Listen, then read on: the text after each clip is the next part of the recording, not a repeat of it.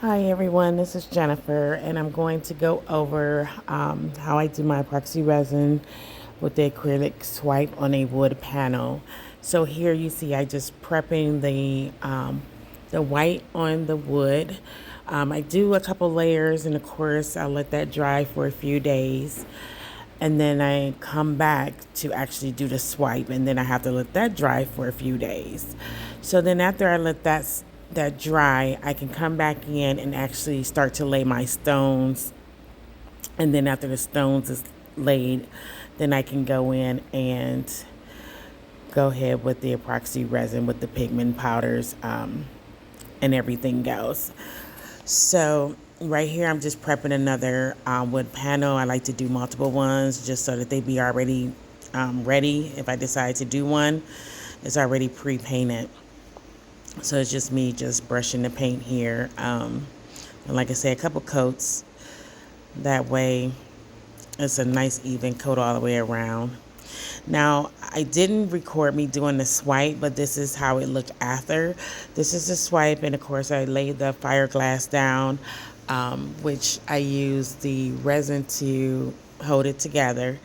And now I'm about to go ahead and pour the pigment powders. Now, I mixed up some black and also did silver, and then clear. So I use clear epoxy resin for the areas that I want to keep my design. So when I do a swipe, if I don't like the swipe or certain parts I don't really care for, it's okay, because you can always cover it with the epoxy resin and the pigment powders, like whatever color you choose. But if I like the design, I would just put clear on it, so that way it would show through, and I don't actually cover that with like any color. It would just be clear epoxy resin. So in this, I have the silver and the black that I'm going down with.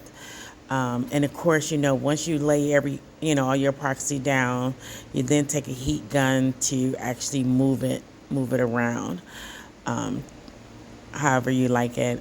Some people like to use a torch so it don't move, and then some people like to use a heat gun to actually make the resin move. And I kind of like the resin to move in some areas, because it kind of give it like a blowout effect. So it just depends on the artist, of course. But this me just adding some more clear. And of course, this video is sped up, just so it don't have to be long and dragged out. But here I'm going in with some black in certain areas. And of course, you can cover the whole canvas and just do epoxy resin and pigment powders. I actually like doing my artwork with the acrylic swipe underneath. I just love how the acrylic swipes look, and that's what I go for. So then I do that first, and then, like I said, if I don't like it, I can always go over it with the epoxy resin.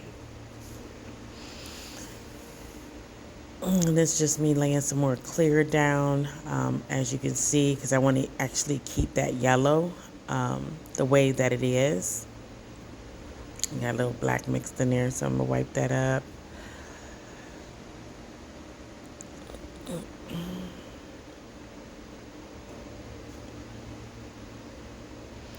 And actually, the pigment powders that I use are really, really good powders. They do shine and come through. You can make it as light or dark as you want it, especially with that black. As you can see, that black is a jet black, which is really, really, it came out really pretty. And I don't even know what to call this one, but I was inspired to do the yellow, black, and silver because I have a client who always commissioned me for artwork, and her home is actually yellow, black, and silver. So when I first got this client, I was surprised because I'm like, yellow, black, and silver is somebody's house. It's like their colors.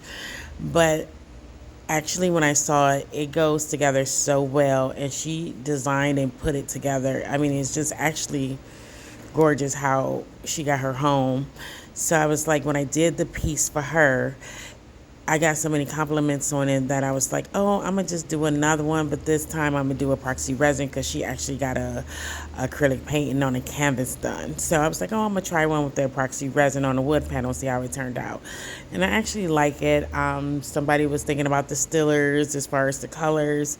You know, everybody have different thoughts when they look at your artwork, but it's fine. I think it turned out really great.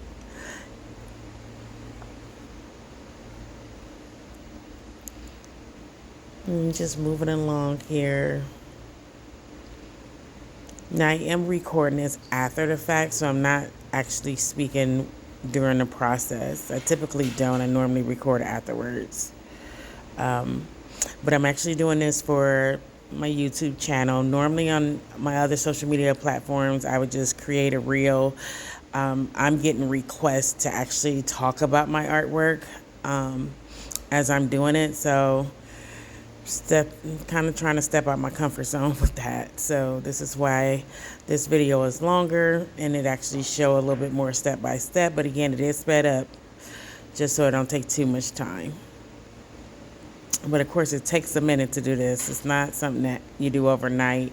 Like I said, because I pour first with the acrylic paint, you have to wait for that to completely dry before you can go in, add the stones, or before you can even do the epoxy resin. So this does take a minute to do. It's not something I can create in 20-30 minutes. That's why I like to prep some of my boards in advance too, just to have those, because I know I still go back in to do the swipe later. Depending on if I actually do a wood panel that's going to have the acrylic swipe on it. Now, if I decide to just do a plain wood panel with just epoxy resin and pigment powders, then that's fine.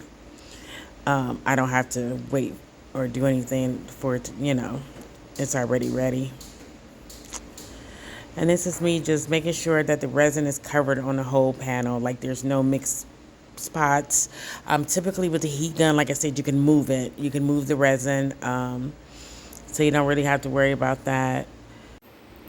And that's something I do prefer, is to use the heat gun to actually move my lines.